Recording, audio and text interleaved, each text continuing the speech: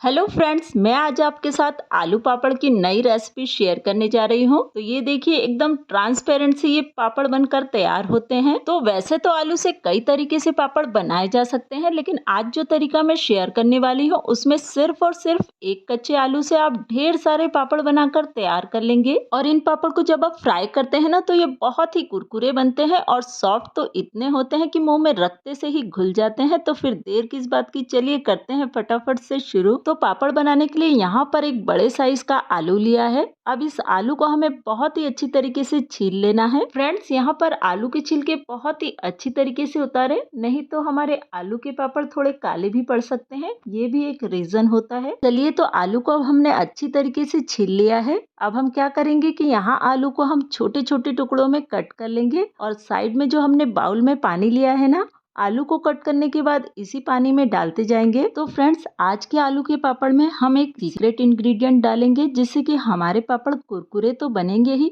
साथ में ही इतने सॉफ्ट बनेंगे कि मुंह में रखते ही घुल जाएंगे। इसीलिए वीडियो को आप बिल्कुल भी स्किप ना करें और वीडियो को अच्छे से देखें, ताकि आपके पापड़ भी बहुत ही अच्छी बनकर तैयार हो। अब हमने यहाँ आलूओं को अच्छे से छोटे टुकड़ों में कट कर लिया है, तो हम इसे पानी में डाल देंगे। और अब इस कटे हुए आलू को ना हमें बहुत ही अच्छी तरीके से 2 से 3 बार पानी से धोना है, जिससे कि इसका सारा ही स्टार्च निकल जाए। अगर आलूओं में स्टार्च रह जाए या इनमें थोड़ा भी छिलका रह जाता है ना, तो हमारे आलू के पापड़ थोड़े काले पड़ जाते हैं। तो आप इन दोनों बातों का बहुत ही अच्छी तरीके से ध्यान रखेंगे। अब हम क्या करेंगे कि इन धुले हुए आलूओं को हम डालेंगे मिक्सी जार में। साथ ही इसमें हम डालेंगे आधा कप पानी।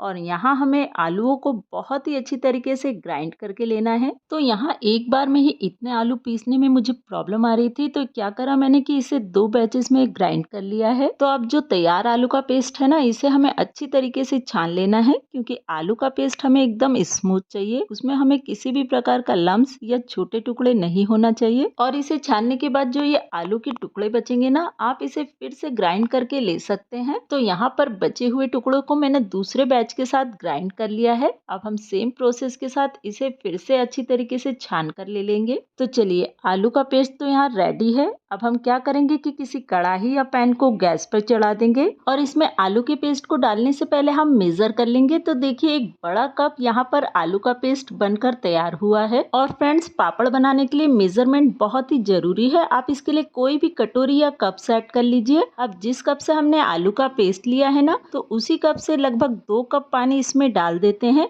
तो फ्रेंड्स, 1 कप आलू की पेस्ट पे यहाँ पर हमें 2 कप पानी डालना है। और मेजरमेंट का आप ध्यान रखेंगे तो आपके पापड़ भी बहुत ही अच्छे बनकर तैयार होंगे। और अब इस पापड़ के मिश्रण को हमें एकदम लो फ्लेम पर चलाते हुए पकाना है, लगभग 20 से 22 मिनट तक। एक बार भी फ्लेम को हम मीडियम या हाई नहीं करेंगे, क्योंकि अगर ये पापड़ का मिश्रण थोड़ा भी कच्चा रह गया ना, तो उस कारण आपके पापड़ फटने लगेंगे। और जैसे जैसे ये पापड़ का मिश्रण पकता जाएगा ना, तो ये थोड़ा सा थिक होने लगेगा। आप देख सकते हैं कि टेक्सचर बहुत ही तेजी से चेंज होने लगा है। और हाँ फ्रेंड्स, आप सभी से रिक्वेस्ट है कि अगर आपको हमारी रेसिपी पसंद आ रही है तो इसे एक छोटा सा लाइक जरूर करें। चैनल पर नए हैं तो ऐसे ही नई नई इनोवेटिव रेसिपी देखने के लिए चैनल को सब्सक्राइब करें। और साथ ही फ्रेंड्स, मेरे चैनल पर पापड़ की और भी रेसिपी अवेलेबल है, उसकी लिंक मैं डिस्क्रिप्शन में दे दूंगी, आप उसे वहां से देख सकते हैं। तो देखिए फ्रेंड्स, पापड़ के मिश्रण को पकते हुए 18 मिनट हो चुके हैं। पापड़ का मिश्रण काफी गाढ़ा नजर आ रहा है। और फ्रेंड्स, अगर आप पापड़ के मिश्रण में किसी फ्लेवर को या मसाले को ऐड करना चाहते हैं तो इस समय कर सकते हैं, लेकिन आज हम पापड़ को व्हाइट, ट्रांसपेरेंट और बिना किसी मसाले के बनाकर तैयार करेंगे। तो सबसे पहले इस पापड़ के मिश्रण में हम डालेंगे 1 छोटा चम्मच नमक, साथ ही डालेंगे उस सीक्रेट को जिसके कारण पापड़ हमारे कुरकुरे के साथ बहुत ही सॉफ्ट बनेंगे। तो यहाँ हम डालेंगे लगभग 1 पिंच पापड़ खार को।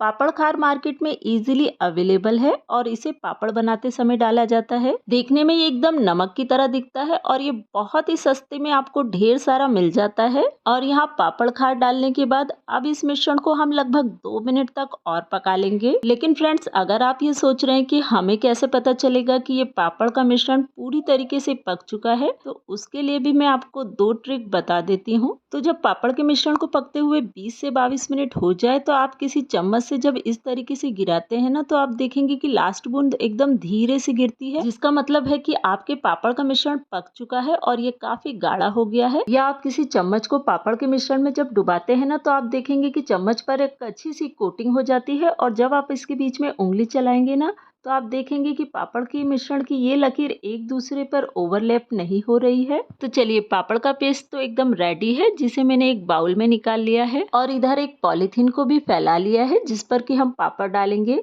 तो मैंने क्या करा कि स्टार्टिंग में मैंने एक छोटा चम्मच लेकर यहाँ पर एकदम कॉइन साइज के पापड़ डाले हैं, और यहाँ पापड़ को आप बहुत ज्यादा पतला नहीं करेंगे क्योंकि सूखने के बाद ये बहुत ही ज्यादा पतले हो जाते हैं। तो यहाँ पर मैंने एक छोटे चम्मच से कॉइन साइज के कुछ पापड़ डाले, और उसके बाद मैंने क्या करा कि मेरे पास एक शीट रखी थी जिस पर मैंने चूड़ी को रखकर पापड़ के इस मिश्रण को बस डाल दिया है, और इसे हम बहुत ज्यादा नहीं फैलाएंगे, बस इसे हल्का सा बड़ा करके चूड़ी का शेप दे देंगे। क्योंकि भले ही ये पापड़ आपको अभी देखने में मोटे लग रहे होंगे, लेकिन जब ये सूखेंगे ना तो ये एकदम पतले हो जाते हैं। इसीलिए मैं आपको सजेस्ट करूंगी कि इन पापड़ को हमें बहुत ज्यादा पतला नहीं फैलाना है। और फ्रेंड्स देखिए कि यहाँ मैंने सिर्फ और सिर्फ एक आलू से 50 से भी ज्यादा पापड़ बनाकर तैयार कर लिए हैं, और इन पापड़ को आप चाहे तो धूप में, या आपके घर धूप नहीं आती तो पंखे की हवा में भी आसानी से सुखा सकते हैं। तो फ्रेंड्स देखिए, मैंने इसे सिर्फ पंखे की हवा में ही रख दिया था। 7 से 8 घंटे में ही ये पापड़ काफी सूख चुके हैं। फिर भी इन पापड़ को पलटकर मैंने आधे घंटे के लिए धूप में रख दिया था। फ्रेंड्स, अगर ये पापड़ को आप लंबे समय तक के लिए स्टोर करना चाहते हैं तो इन्हें एक दिन की धूप जरूर दिखाएं। और देखिए, पॉलिथीन शीट पर ये पापड़ बिल्कुल भी नहीं चिपकते और ना ही टूटते हैं। तो देखिए फ्रेंड्स, पापड़ हमारे पूरी तरीके से सूख चुके हैं। सूखने के बाद ये एकदम ट्रांसपेरेंट कांच के जैसे नजर आ रहे हैं, और ये बहुत ही ज्यादा पतले भी हो गए हैं। इसीलिए कहा था कि इसे थोड़ा सा हम मोटा ही फैलाएंगे, क्योंकि सूखने के बाद ये बहुत ही ज्यादा पतले हो जाते हैं। और देखिए, जो हमने ये कॉइन साइज के छोटे चम्मच से पापड़ बनाए थे ना, वो भी सूखने के बाद कुछ इस तरीके से नजर आ रहे हैं।